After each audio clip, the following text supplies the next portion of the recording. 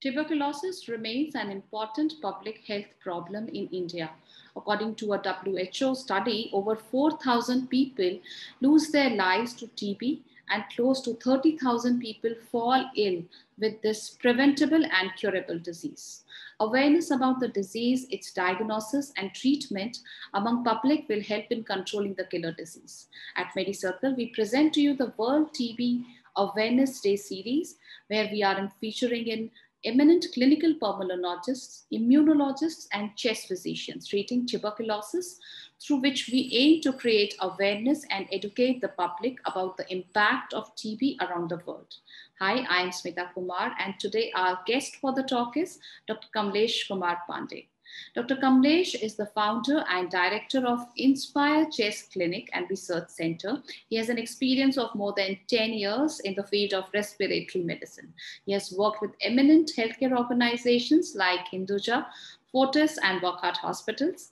Dr. Kamlesh is currently practicing in Mira Bhayandar since the last 3 years, and most importantly, he is also in charge of the Mira Bhayandar Municipal Corporation DOTS Plus site for drug-resistant TB patients.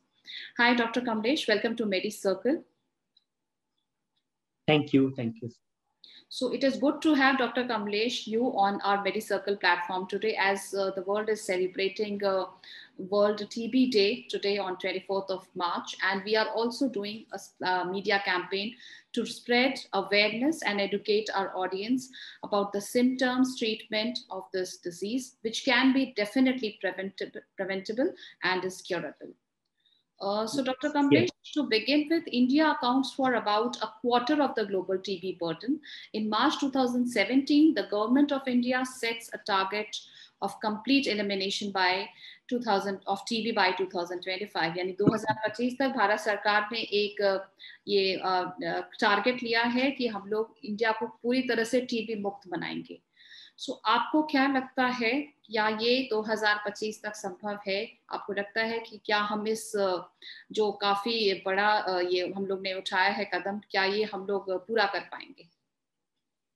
I think संभव, मतलब complete elimination संभव तो ये तो time की बात है, but the real thing is कि हम सही डायरेक्शन में मूव कर रहे हैं जी.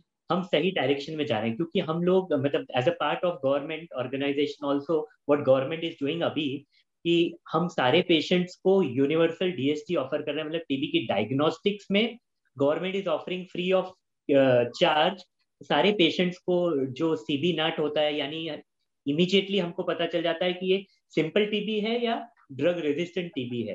तो यूडीएसटी में government is offering, so we are identifying all the patients और सेम टाइम पे ये भी आइडेंटिफाई कर रहे हैं कि उनको रेजिस्टेंस है कि सिंपल टीबी है.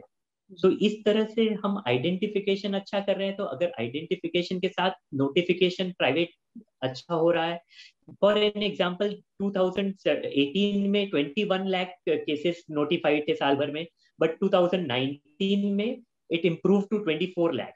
तो ऑल्दो ये नंबर्स में हमको लगेगा कि केसेस बढ़ रहे हैं, लेकिन एक्चुअल बात यह है कि प्राइवेट वाले भी अब अच्छे से नोटिफाई कर रहे हैं टीबी को. तो सारे पेशेंट्स अंडर प्रोग्राम आ रहे हैं और सबको फिर फ्री ट्रीटमेंट और free access to all the services जो गवर्नमेंट प्रोवाइड कर रही है, वो सबको सब कुछ मिल रहा है.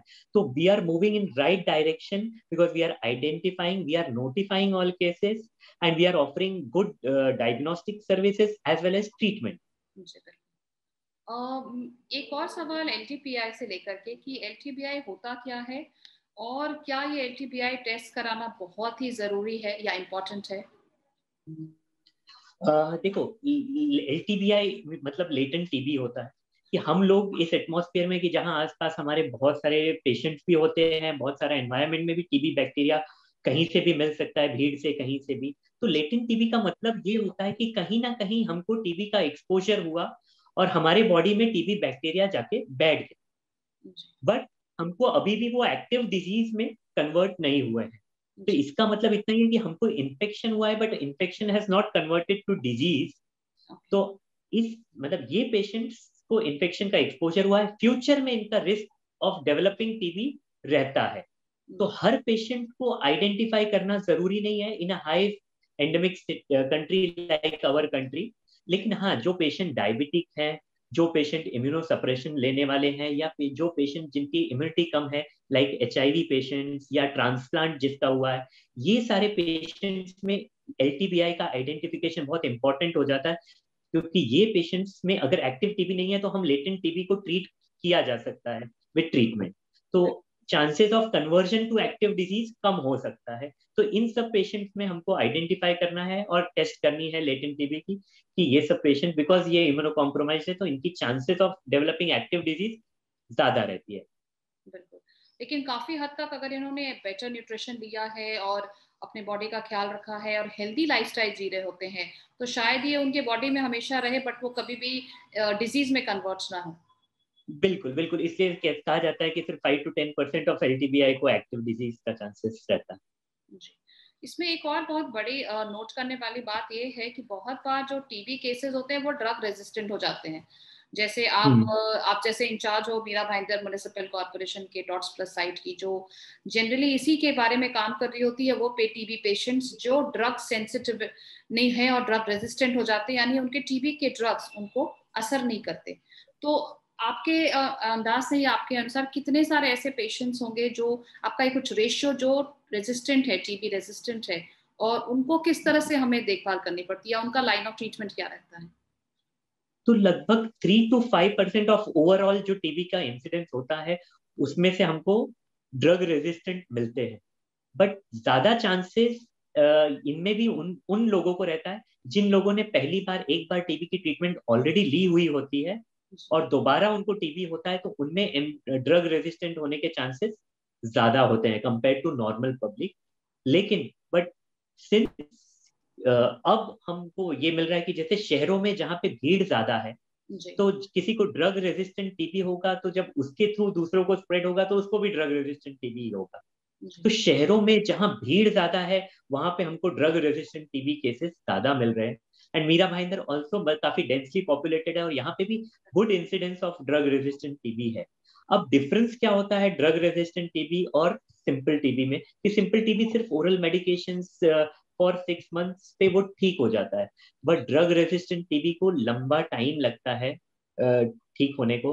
मेनी टाइम्स जो अपने रेजिमेन में है उसमें इंजेक्टेबल्स रहते हैं, इंजेक्शंस लेने पड़ते हैं उनको 4 से 6 महीने, और उनका जो ट्रीटमेंट ड्यूरेशन रहता है वो कम से कम साल भर या 1.5 साल 2 साल तक ट्रीटमेंट रहता है। जी तो ये डिफरेंस है नॉर्मल टीबी और ये ड्रग रेजिस्टेंट टीबी में। ड्रग रेजिस्टेंट टीबी में जो दवाइयां हम यूज करते हैं उसके साइड इफेक्ट्स भी compare to drug sensitive TB से ज्यादा होते हैं, तो ये साइड इफेक्ट्स भी हमको मैनेज करना पड़ता है। इसलिए पेशेंट्स के लिए मतलब थोड़ा लंबा ड्यूरेशन रहता है और हमको लंबे समय तक उनको काउंसिल करके ट्रीटमेंट पूरी करवानी है। बिल्कुल। और बहुत हद तक हम लोग टीबी के खिलाफ अपनी जो हमारी मुहिम है वो जारी है। आप देखे होंगे श्री अमिताभ बच्चन ने भी इन्होंने काफी सारे कैंपेन्स किए हैं भारत सरकार की तरफ से, जिनमें उन्होंने एक टीबी फ्री इंडिया बनाने के लिए लोगों को जागरूक करने की कोशिश की है।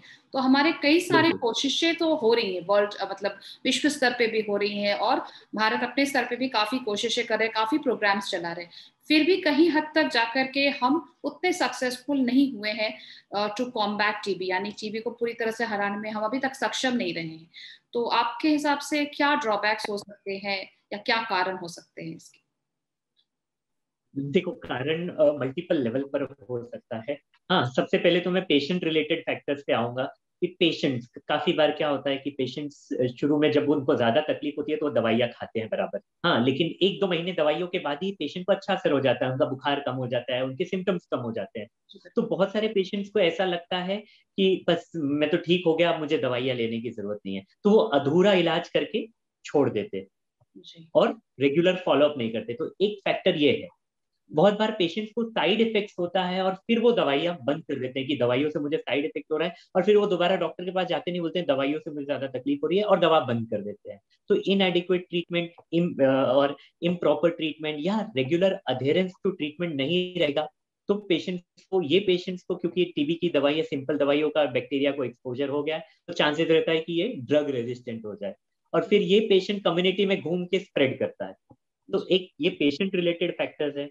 एक और फैक्टर है इसमें जो अपने कंट्री में सोशियो इकोनॉमिक फैक्टर, जो मतलब बहुत सारे गरीब पेशेंट होते हैं जो दवाइयाँ शायद लंबे समय तक अफोर्ड नहीं कर पाते, या फिर उनमें उतनी सीरियसनेस नहीं होती, थोड़े टाइम अच्छा होने के बाद वो अपने काम में लग जाते हैं, अपनी हेल्थ को इग्नोर करते हैं, और फिर उनका टीबी ठीक नहीं होता तो फिर वो भी स्प्रेड करते रहते हैं। तो ये पेशेंट रिलेटेड फैक्टर्स हो गए। फिर डॉक्टर रिलेटेड फैक्टर्स भी हैं, कई बार डॉक्टर स्पेशलिस्ट डॉक्टर नहीं होते, या फिर दवाइयाँ वो रेगुलर नहीं देते, या फिर पेशेंट को अच्छे से काउंसल नहीं किया, या फिर उनकी डोसेज इनएडिक्वेट रखी, या फिर साइड इफेक्ट्स मॉनिटर नहीं किया। तो डॉक्टर रिलेटेड फैक्टर्स भी रहते हैं कि सही प्रिस्क्रिप्शन नहीं दिया, और उससे भी ड्रग रेजिस्टेंट एम्पलीफाई हो सकता है। और एक कॉमन कारण है डॉक्टर रिलेटेड फैक्टर्स में कि बहुत बार सिर्फ सिम्टम के ऊपर या एक्सरे के ऊपर इलाज किया जाता है, जबकि आज की डेट में बेस्ट ये है कि हमको हमेशा फाइंड आउट करना है कि टीबी कहाँ का टीबी है, और टिश्यू में से कंफर्म करके टीबी का डायग्नोसिस ये भी करना है कि ये टीबी सिंपल है या ड्रग रेजिस्टेंट है। तो ये क्या, क्योंकि क्या होगा अगर सिर्फ वो एक्सरे फाइंडिंग और सोनोग्राफी फाइंडिंग्स पे ट्रीटमेंट इलाज शुरू करेंगे तो वो सिंपल टीबी की इलाज शुरू करेंगे, और अगर पेशेंट को ड्रग रेजिस्टेंट टीबी होगा तो वो इम्प्रूव नहीं होगा। तो ये एक डॉक्टर रिलेटेड फैक्टर्स है। और समटाइम्स प्रीवियसली जो हमको दिखता था कि प्रोग्राम रिलेटेड फैक्टर्स रहते थे, कि जैसे पेशेंट को सेंटर तक जाना आना कंफर्टेबल नहीं लगता था, पेशेंट गवर्नमेंट प्रोग्राम में एनरोल नहीं होना चाहता था। हाँ, तो वो सब चीजें काफी कुछ हद तक अभी टैकल कर ली है, क्योंकि प्रोग्राम भी अब रेगुलरली अपडेट हो रहा है। प्रोग्राम हमारी गवर्नमेंट बहुत एफिशिएंटली इस पे वर्क कर रही है। पहले प्रोग्राम अपडेट होने को कई साल लग जाते थे, but now every year new fresh guidelines आ जाते हैं ट्रीटमेंट पार्ट के लिए। तो अब वही मैंने कहा आपको कि टीबी निकलना कितना संभव है पता नहीं, बट हम सही डायरेक्शन में मूव कर रहे हैं।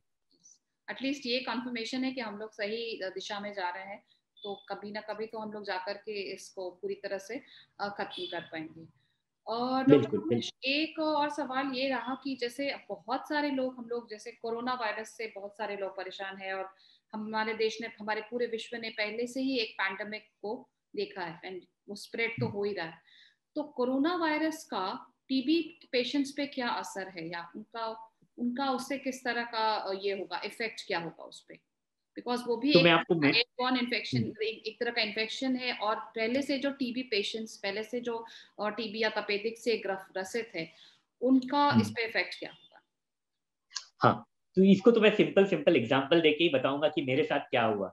हाँ, जब पहला लॉकडाउन हुआ, एकदम पेशेंट्स, मतलब नए पेशेंट्स आना बंद हो गए। मतलब जो अभी 10-10 15-15 पेशेंट अभी देख रहे थे, तो नए पेशेंट्स रिपोर्ट ही नहीं कर रहे थे, क्योंकि लॉकडाउन था, लोग घर से बाहर नहीं निकलना चाहते थे, फियर था। हाँ, लोगों को ये भी नहीं बताना था किसी को कि मुझे बुखार आ रहा है, लोग ये भी नहीं कहना चाहते थे कि मुझे खांसी आ रही है, तो बाहर निकल ही नहीं रहे थे। तो उससे क्या हुआ, जो फर्स्ट फेज ऑफ लॉकडाउन था उसमें हमने बहुत सारे केसेस मिस हुए, मतलब टीबी पेशेंट बाहर निकला ही नहीं। तो जैसे जैसे लॉकडाउन ईज होता गया और लोगों में थोड़ा सा कॉन्फिडेंस बढ़ा, तब हमको पता चला कि हमने ये लॉकडाउन के वक्त कितने सारे केसेस मिस किए हैं। तब यहाँ के गवर्नमेंट ने भी एक्टिव केस फाइंडिंग, मतलब घर घर जाकर डोर डोर की किसको सिम्टम्स है उसका स्क्रीनिंग करना, टीबी और कोविड दोनों के लिए स्क्रीनिंग करना चालू किया। हाँ, तो तो ये पता चला कि जैसे ही लॉकडाउन ईज हो रहा था, तो नंबर ऑफ केसेस हमको सिग्निफिकेंटली बढ़े हुए मिले, और हमको लगा कि अचानक से टीबी का पेंडेमिक कहाँ से आ गया। लेकिन ये वो केसेस थे जो लॉकडाउन के वक्त हमने मिस किए थे और जो रूटीन केयर में नहीं आ पाए। तो सबसे बड़ा इम्पैक्ट है कि साइकोलॉजिकल इम्पैक्ट, लोग बाहर नहीं निकलना चाहते आउट ऑफ फियर। हाँ, कोविड का फियर, कोविड का जो दोनों दोनों डिजीज को एक लोग इसको मतलब सोशल फैक्टर्स भी इन्वॉल्व हो जाता है कि वो तो कहीं किसी को बताना नहीं चाहते कि टीबी और कोरोना दोनों भी, ऐसा लगता है उनको कि कोई ऐसी बीमारी है जिसकी डिस्कशन नहीं होनी चाहिए। तो ये सारे फैक्टर्स का इम्पैक्ट होता है। बट सिंस अभी लॉकडाउन ईज हो गया है तो लोग केयर में सीख कर रहे हैं, अब आ रहे हैं लोग। हाँ, बट लॉकडाउन का जो कोविड पैंडेमिक का सबसे बड़ा इम्पैक्ट यही था कि हमने काफी केसेस को 5-6 महीने में मिस किए थे, जिसकी वजह से number of Covid TB patients भी बढ़ गए थे लास्ट कुछ दिनों।